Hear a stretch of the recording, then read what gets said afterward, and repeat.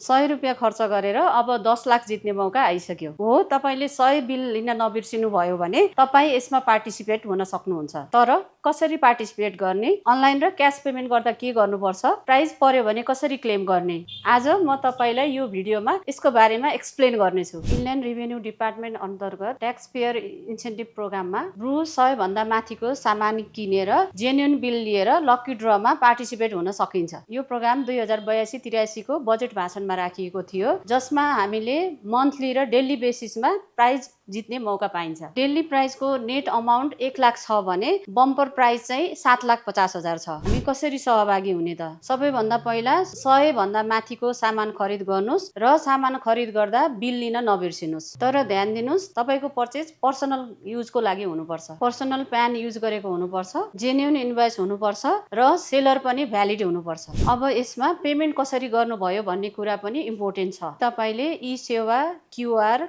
खल्ती र online ब्याङ्किङबाट payment गर्नु भएको छ भने ट्रान्जेक्सन अटोमेटिकल्ली रजिस्टर हुन्छ र तपाईको पेमेन्ट एप्समा प्राइस कुपन वा ट्याक्स पेयर इन्सेन्टिभ प्रोग्रामको सेक्सनमा कुपन नम्बर देखाउँछ। तर डिजिटल पेमेन्ट गरे पनि तपाई सेलरकोबाट ओरिजिनल बिल पक्कै लिनुस्, किनभने यो क्लेम गर्नलाई ओरिजिनल बिल चाहिन्छ। अब क्याशमा पेमेन्ट गर्नुभयो भने कुपन कोड अटोमेटिकली जेनेरेट हुँदैन। क्याश पेमेन्ट गरेपछि सेलरबाट ओरिजिनल बिल लिनुस्। अफिसियल वेबसाइट price.ird.gov.np मा गएर तपाईको बिल रजिस्टर र अपलोड गर्नुस्। यो बिल रजिस्टर भएपछि त्यहाँबाट एउटा कुपन जेनेरेट हुन्छ। त्यो कुपन नम्बर तपाईले सुरक्षित राख्नु होला। रिजल्ट कसरी चेक गर्ने त? लकी ड्र अनाउन्स भएपछि वेबसाइटमा गएर आफ्नो कुपन नम्बर राखेर चेक गर्न सकिन्छ। विनर भएपछि प्राइस क्लेम गर्न इनलाइन रेभिन्यू अफिस जानुपर्छ। ओरिजिनल बिल, नागरिकता, प्यान नम्बर र बैंक अकाउन्ट डिटेल्स लिएर जानुपर्छ। पेमेन्ट भेरिफाई भएपछि त्यसमा लाग्ने ट्याक्स 25% काटेर बाँकी अमाउन्ट तपाईको खातामा जान्छ। यसमा बम्पर प्राइज अन्तर्गत 10 लाख रुपियाँ